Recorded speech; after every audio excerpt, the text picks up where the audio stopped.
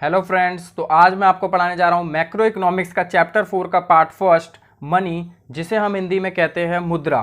तो अगर मैं आप लोगों से पूछूं कि मनी होती क्या है असल में, तो आप में से कुछ लोग बोलेंगे कि मनी मीडियम ऑफ एक्सचेंज है, या फिर कुछ लोग बोलेंगे कि जो हमारी नीड्स को फुलफिल करता है वो मनी है। तो मैं आप लोगों को बता दूं कि मनी की कोई एग्जैक्ट डेफिनेशन नहीं होती है। मनी कुछ भी हो सकता है। मनी एक पेन भी हो सकती है जिसे आप और मैं एक्सेप्ट करें। जैसे मनी एक पेन हो सकती है, जैसे मैंने आपको ये पेन दिया और आपने इसके बदले मुझे गेहूं या चावल, जो जिस चीज़ की भी मुझे नीड्स है वो चीज़ अगर आपने मुझे दे दी तो मनी एक पेन भी है। तो इसी से इसकी डेफिनेशन निकल के आती है कि money is something that is commonly accepted as medium of exchange. कि मनी कुछ भी हो सकती है ऐसी जिसे आप और मैं एक्सेप्ट करें। तो अगर मान लीजिए अगर हमारी लाइफ में अगर मनी ना हो तो हम किन किन प्रॉब्लम को फेस करते हैं, या फिर पहले के ज़माने में मनी नहीं हुआ करता था तो हम किस किस चीज़ों के प्रॉब्लम को फेस करते थे, जिसे हम कहते हैं बार्टर सिस्टम।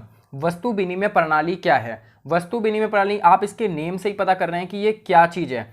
कि हम कॉमोडिटी के बदले कॉमोडिटी को क्या करते थे, लेते थे। कॉमोडिटी के बदले कॉमोडिटी का एक्सचेंज करते थे, उसे हम बार्टर सिस्टम कहते हैं। तो बार्टर सिस्टम में कौन कौन सी प्रॉब्लम्स को फेस करना पड़ता था हमें जब मनी नहीं हुआ करती थी तब। तो बार्टर सिस्टम, इसे हम सीसी इकोनॉमी भी कहते हैं। हम इसे क्या कहते हैं? सीसी इकोनॉमी भी कहते हैं, सीसी इकोनॉमी। तो बार्टर सिस्टम क्या है? कॉमोडिटी के बदले कॉमोडिटी का एक्सचेंज हो रहा है, मतलब वस्तु की जगह पे वस्तु का एक्सचेंज हो, उसे हम बार्टर सिस्टम कहते हैं। तो वस्तु विनिमय प्रणाली की कुछ कठिनाइयां भी हैं, ड्रॉबैक्स हैं। वो क्या क्या है हम यहाँ पे लाइन बाय लाइन देखेंगे। कि आवश्यकताओं का दोहरा संयोग, डबल कोइंसिडेंट ऑफ बॉन्ड्स। मतलब आवश्यकताओं का दोहरा संयोग कैसे होगा? कि मान लीजिए अगर कॉमोडिटी के बदले कॉमोडिटी का एक्सचेंज हो रहा है तो दोहरा संयोग होना भी बहुत ज़रूरी है। जैसे मान लीजिए अगर कोई व्यक्ति है, उसे यहाँ पे उसे मान लीजिए चाहिए चावल चाहिए, मान लीजिए उसे चावल चाहिए, राइस चाहिए, और वो सोच रहा है कि कोई ऐसा व्यक्ति मुझे मिल जाए जो मेरे राइस ले ले, मतलब उसे चावल चाहिए और उसके पास है क्या, गेहूं है उसके पास, वेट है उसके पास। तो कोई ये इंसान ऐसे व्यक्ति को ढूंढ रहा है जिसे जिसे तो वो वेट दे दे, मतलब गेहूं दे दे और चावल उससे ले ले। तो वो पहले इंसान के पास जाता है, उसके पास चने होते हैं, तो मतलब इससे तो कुछ नहीं हो पाएगा। फिर वो दूसरे लोग के पास जाता है, वो उनसे कहता है कि उसके पास क्या होते हैं, जूते होते हैं, उसके पास क्या होते हैं, जूते होते हैं, तो उससे भी कोई भी कोइंसिडेंट नहीं हो पाता। तो वो थर्ड के पास जाता है, वो ये कहता है कि आप मुझे गेहूं ले लें और मुझे चावल दे दें। तो वो कहता है मेरे पास चावल तो है लेकिन मैं मुर्गी लूँगा उसके बदले। तो उसमें सिंगल कोइंसिडेंट तो हो गया, सिंगल कोइंसिडेंट तो हो गया, लेकिन डबल कोइंसिडेंट नहीं हो पाया। तब वो लास्ट में कई बार होके तब वो थर्ड ऐसे इंसान के पास जाता है कि जिसे वो चावल दे देता है और गेहूं दे देता है और चावल ले लेता है। तो इसमें ऐसा होता है कि आवश्यकता का दोहरा संयोग बहुत ही मुश्किल है। पहले बहुत मुश्किल होता था दोहरा संयोग करने में, बहुत कठिनाई होती थी। सेकंड है, फर्स्ट हो गया, सेकंड है मूल्य की एक सामान्य इकाई का अभाव। अगर मैं आप लोगों से ये बोलूं कि मैं आपको 1 किलो रुई देता हूं और आप मुझे 1 किलो सोना दे दो, तो क्या आप लोग दे दोगे? आप लोगों में से कुछ लोग ये बोलेंगे कि नहीं, ऐसा नहीं देंगे। क्यों?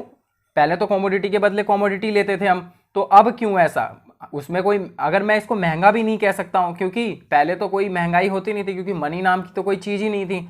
तो अगर मैं आपको 1 किलो रुई दूं और आपसे 1 किलो सोना मांगूं तो तब भी आप नहीं देंगे। या फिर 1 किलो चना दे दूं आपको और उसके बदले 1 किलो सोना मांगूं, तो क्या आप दे दोगे?